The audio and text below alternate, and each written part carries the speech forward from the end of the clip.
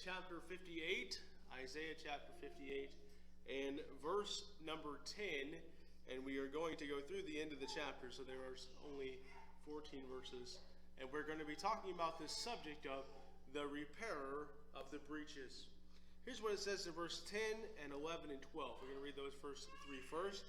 It says this, "And if thou draw out thy soul to the hungry, and satisfy thy soul in drought, and make fat thy bones, and thou shalt be like a watered garden, and like a spring of water, whose waters fail not. And they that shall be of thee shall build the old waste places. Thou shalt raise up the foundations of many generations. And thou shalt be called the repairer of the breach, the restorer of paths to dwell in." So we look at this situation, and I may have skipped part of verse 10. I'm not sure. I think kind of look back. I think I missed about half a verse. But when we look at this situation here, we've got a person that's calling upon God, and God is hearing. Because if you remember from last week, we talked about the fact that the people that were living in their own righteousness, they were calling out to God, they were doing fast, and nothing really was happening. They actually were saying, "We're wasting our time." And they said, "The Lord's not hearing us." And in reality, God says, "I'm not hearing you because you're doing things for your own glory, your own stripes, your own divisions." Everyone was trying to get what they wanted from God, and they were getting no answer at all. In reality, they were just getting an ignorance from God. And God says many places in Scripture that if we're not living according to His will, then He will allow things to happen in our lives. But when we got to verse 9, we find that the person that's living for God, that's keeping God first in their life, that God hears them, that God answers their prayers, and then it goes on to talk about this person keeping their life in the Lord, being hungry for the things of God, wanting the satisfaction of God. And then it says, "Thou shalt build the old waste places." But something happens in that person. As a person lives for God, they become a standard that people see, and it becomes that they're the repairer of the breach, the restorer of paths to dwell in. If you think about a breach for a moment, it's basically like a hole. Now, a breach in some cases would be very minor. You could have maybe a small breach. We would generally use that word in a pair of pants or something like that, shirt. And it could be very minor, something that just needs maybe a little thread or something that's very difficult to see in. Or you could have a breach that is much more dangerous, and this is generally where the term breach would be used. If you think about a dam, for an instance. I know when I grew up, we were about 20 miles away from Markland Dam. Markland Dam was a man-made dam, but it was 40 feet high, and there was a wall that there were two walls, one of them at 20 feet, and then the other one was at 40 feet. And this dam held back a lot of water. And one thing that they were always cautious about, and there were things even to monitor these things, on whether or not there was ever a breach in the dam, where a hole would come forth that would allow this water to come forth. All right? And if there was any kind of problem, any kind of breach at all, it was necessary for them to go in to repair it and get it fixed. Now, if you're talking about, though, ancient times, if you want to call it that, or the times that Isaiah would have been writing this, generally a breach in this case was referring to a wall. A wall. See, around the cities that people lived in, a lot of people lived in walled cities. That's generally where you resided in. It wasn't like today where there was a lot of bombs and things. Generally, if you were in a city, you were fairly well protected. But what protected you was the wall that went around the city. You probably have heard of the city of Nineveh, most well known because of Jonah and his being sent there to witness to them. But Jonah goes to Nineveh. Nineveh was known to have a wall that was around 9 feet thick across the top. You could actually ride up to 3 chariots, it would say, across the top of it, side by side. It was one of the most fortified cities in the world. It was also the capital of Babylon. You probably heard of Babylon in Assyria. And a very strong city. But these walls, what they would need to do is they'd go around and they would check for breaches. They would check for holes where the enemy might be able to find a weak point and break through the wall easily and get into the city, as this was the protector for the people. There's something that happens very, very often, and it happens a lot in the church, and that is that there becomes a lot of breaches. There becomes a lot of breaches, and there becomes a lot of paths. I remember when I was growing up, we often would play out in the woods, and you would take things out there, maybe knives or scissors, and you would take things out there, and what you were trying to do is you would try to cut a path, through the thorns and through the branches and all this, and set up something back. And so we would create all of these different paths and different things, and we would go through these different paths. Now, at first, the paths are pretty easy to follow. There's only a few paths. You just follow the one that's the most beaten down typically, the most traveled one. But as you begin to create more and more paths out in the woods, something begins to happen. It becomes a lot easier to get lost. Before it was easy. You had the one or two paths. You just followed them down. There was no difficulty. But the more paths they get made, the harder it is to find which one is the right one. And this is what has largely happened in the church, and is what always begins to happen in a place, is you have a group of people that set up a standard, that repair the breach, so to speak, that begin to create the path to go in. They're following the Lord. But as they begin to go down this way, you start getting past all kinds of different directions. And so we've seen this in church history over the last couple hundred years. There have been all kinds of churches and denominations that have started. Some of them are independent. Some of them are part of different organizations. Obviously this church, part of the International Conservative Holiness Association out of Greenfield. But you have all these different places that spring up in different denominations. I remember I had to take church history, and the first part of church history really wasn't all that difficult. It was mostly about the Catholic Church, and a little bit about the Lutheran Church, but the first about 1,500 years away from Christ were all pretty similar. And then when you got to church history too, around the 1700s, things just started springing everywhere. All sorts of denominations and groups sprung up. But the reality was very simple. The path became very difficult to follow.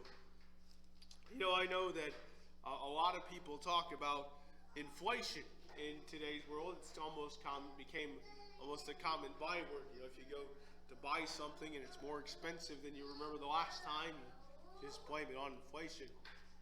But I did a little bit of a study as I was curious, because I really felt like that currently Americans are more wealthy than they've probably ever been in history. And it was actually, I did a study to find out, and it was very true. I looked at it from 1989 to 2025, adjusting for inflation, obviously, because there's been a lot of inflation. But Americans are 4 times richer than they were in 1989. Besides, if you go back to the 1930s, Americans are over 10 times richer. And I remember Bill Gates was famous for saying that Henry Ford, you probably know him, the big maker of the car Fords, was one of the wealthiest people in the world at the time. But he said some of the poorest Americans lived better than Henry Ford ever lived because of the things that we have nowadays. It's a lot different. There was something else that was different, and we're going to turn to spiritual here in just a moment, but there was something else that was different. You'll find, and I think that Daniel and Michaela would, and even myself, my wife, probably wouldn't like it too much, but a lot of times young girls were married off by the time they were about 14 or 15. I remember my great aunt and great uncle, Aunt Flora and Uncle Bill, they'd been married for 70 years, but they got married when Flora was 14 and Bill was 18. And of course they've long since passed away now, but they were married for over 70 years. They were both in their 80s. I believe that Uncle Bill was 88, I think, when he died, and Flora was 84, I believe. But both of them had been married for 70 years. But The thing that was, it was a lot different then. You look at it, you compare it to now, it's interesting to compare because women had a specific set of things they had to learn when they were growing up. Besides, you generally started chores when you're around 4 or 5 years old. They had to learn how to, the woman, I had seen a list of things. It was actually some people that lived in the 40s and 50s that talked about what they had to do and what was commonplace for all children.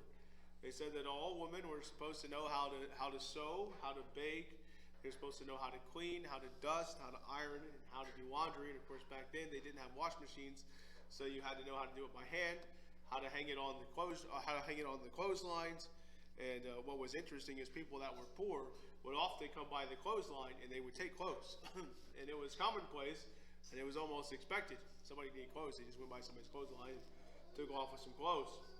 And if you needed food, you just went and knocked on somebody's door, and most of the time, just about any family would invite you in and allow you to get food. It was commonplace. If you were out of some kind of food, you would just go knock on the neighbor's door, and it was just expected that they would supply what you needed, and if you needed something, they would do it, because only 49% of families had cars, and so they only went to the store generally once a week. Typically, the men were the only people that worked because there was only one vehicle, and also you didn't need two people to work.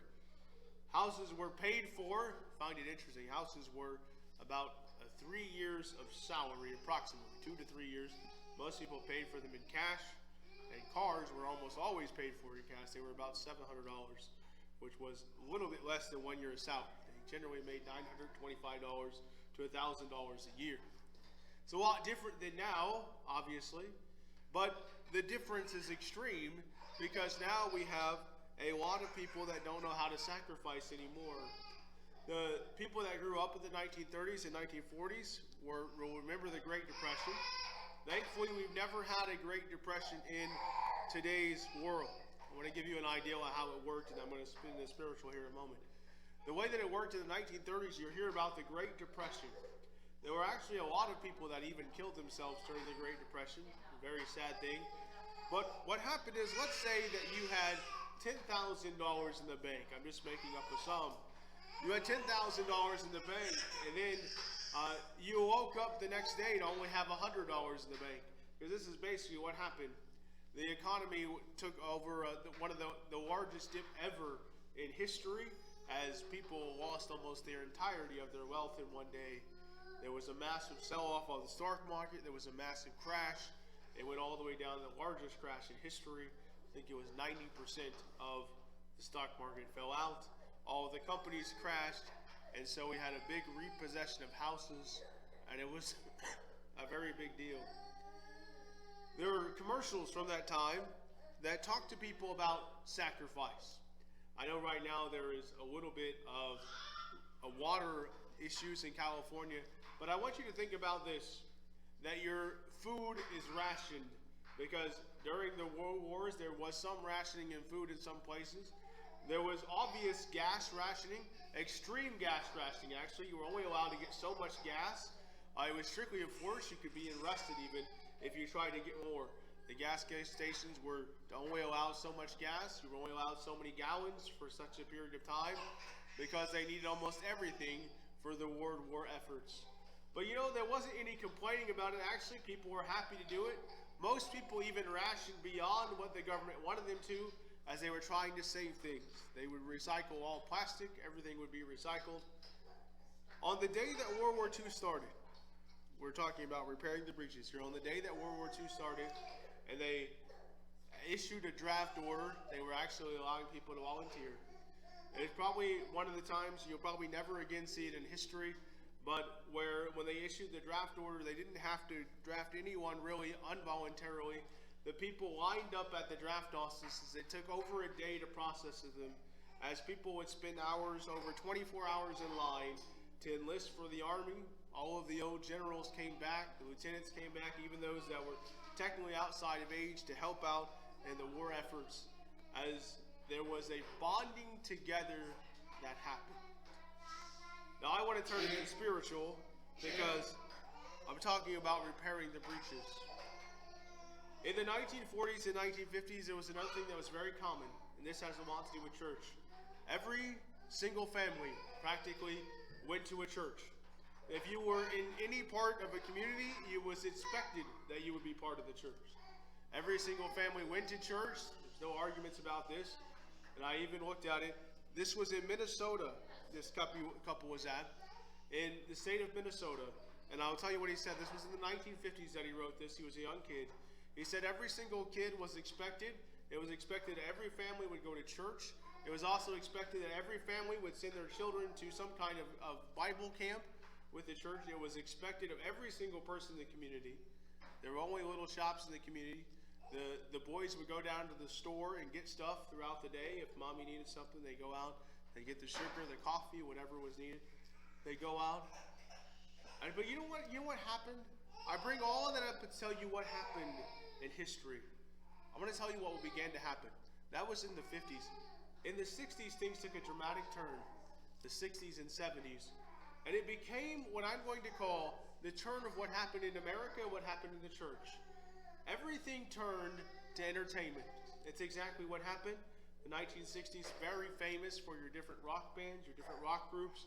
Of course, they were very mild compared to what we have now. But this is what happened. Everything turned to entertainment. People turned to music. People turned to the sports realm. People turned to all kinds of things. And what began to happen is people began to leave the church. They replaced God with entertainment. You can track this throughout all of history.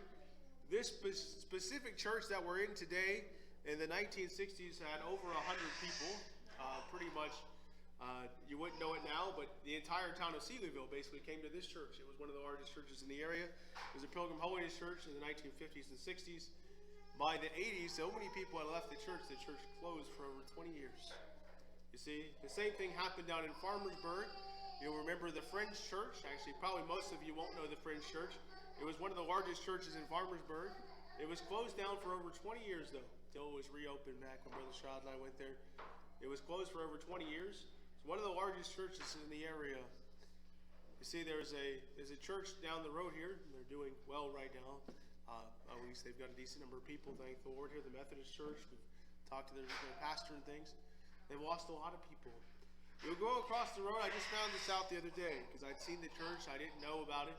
But it closed in 2012. There's a Catholic church here in Seelyville that's on the other side of the highway. Been past it a few times. I wondered if it was open.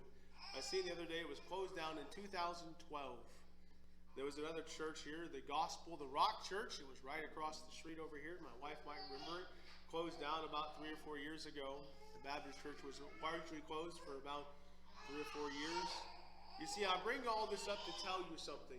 There is a moving away from God, and it's huge. It's a moving away from God this morning, and unless the breaches get repaired, we're in serious trouble. Because, see, America is no longer taking God seriously anymore. People don't go to church. People aren't very interested in the things of God. And at a time where everybody went to church, when if there was a prayer meeting, everybody went, the entire town would go. We no longer have that anymore. And it's because of something that's very simple. It goes with the last 2 verses, because I want you to get them, because they explain the situation of what happens when the breaches don't get repaired. Here's what it says. If thou turn away, this is verse number 13, Isaiah chapter 13. Chapter 58, verse 13. If thou turn away thy foot from the Sabbath, from doing thy pleasure on my holy day, and call the Sabbath a delight, the holy of the Lord honorable, and shall honor him, not doing thine own ways, nor finding thine own pleasure, nor speaking thine own words, then shalt thou delight thyself in the Lord. And I will cause thee to ride upon the high places of the earth, and feed thee with the inheritance of Jacob thy father, for the mouth of the Lord has spoken. I want to tell you, most people don't find their delight anymore in church. People go to church a lot of times, it's because it's something they're supposed to do. It's because it's something that maybe their parents told them they need to do, or maybe they feel a duty for it. But there's a lot of people, though, that don't delight in the Lord anymore. If I were to ask people whether or not they find prayer to be a delightful thing, there's probably a lot of people that would tell me they didn't. Because there's something in life that's very common, that I mention a lot. It's the relationship between time and desire. We'll bring things here a little closer, but it's the relationship between time and desire. You see, what we spend our time doing is what we desire to do. That's just the basic thing of it. Now, obviously, there might be times where we do something that we may not really want to do because we feel like it's a duty. But whenever we have free time, our desires come out. What we want to do, our time will be filled with our desires. The reality is that a whole lot of people this morning, and I'm not just talking to people here, but stream and really wherever, there's not a desire anymore to pray. It's just really not it. People, if they do pray, they force themselves to do it. If they do it, it might be right before bed. Maybe it's during the church service. There's no desire anymore to pray. Quite honestly, there's no desire to read the Word of God. Many people will say it's either boring, written at too high of a level, or whatever it is. There's no desire for it anymore. There's no desire for the church even. Like I said, people are very nonchalant about church. We even go, we're going to do anything. There is a non-desire for the things of God. And God showed what causes that non-desire. It will cause you to not have a desire in God at all. It's just not spend any time with the things of God. You'll lose the desire quickly. Let me compare this in conclusion. Let's say that there's someone that is very into basketball. I'm just picking something as an easy example. All right. I know my nephew plays basketball on a team with a Christian school. Let's say there's a person that's playing basketball. Maybe they're really good at it, or they're getting good at it. You know, they're learning how to set screens and get open shots and make free throws and threes, and they're learning on-ball defense and the different screens and all these different things. They're learning the different sets, different zones. They kind of know a lot about basketball, more than a regular person would know, because they do it all the time. They're really good at it, and they're becoming kind of a star of the team. But let's say that person then begins to really get into something else. Maybe they really get into football. They start not playing basketball as much. Now they're starting to catch the ball, receiving and different things. And they're kind of getting away from the basketball. Well, I want to tell you what will happen. It won't take very long until the person begins to really become quite bad at basketball. They'll start to miss shots they used to make. Start turning the ball over when they used to not do it. You know why? Because their desire has changed away from the basketball they were good at towards football. What happens in the church is the exact same way. If you take your desire off the things of God and off the Bible and onto the books and the videos and all the things of the world, I'm not putting all those things down, but if that becomes your healthy diet, that becomes the only thing you're interested in, the Bible won't be very interested to you anymore. If all of the things that you talk about, the things that you listen to, and the people that you talk to are saying things that, not really interested in the things of God, you're not going to become very interested in praying. If all your friends don't really go to church that much or look at things as being very nonchalantly, I'll tell you what will happen. You'll become very nonchalant towards church. You won't want to go, and it won't be your desire anymore. And it's what happened in Israel. There was no more desire for church. There were no more desire for the things of God. But Isaiah said, listen, there's going to be people. There's going to be people. There may not be very many of them. People that will be the repairer of the breach, that will point people back towards the church, that will point people back towards the Bible, towards prayer, that will point people back to the right paths. There's all kinds of paths being made in today's world. They go all kinds of different places. The question is this morning, what path are you on? Are the breaches been repaired? Are you on the path of life? Are you following the Word of God? Are you around the people that point towards God? As Isaiah says, those are the people that are going to delight in the things of God. I guarantee you're thinking about the Bible, you're thinking about prayer, you're thinking about church. It'll take a dramatic turn if we put your desires and your time, your things, and the things of God. Isaiah challenges us to be the repairers of the breach. Thanks to all of you who come out. Thanks to you, the streams. We appreciate your support. Pray that you have a wonderful afternoon in the Lord. Be prayed up, blessed up, and ready to go up. Have a wonderful day.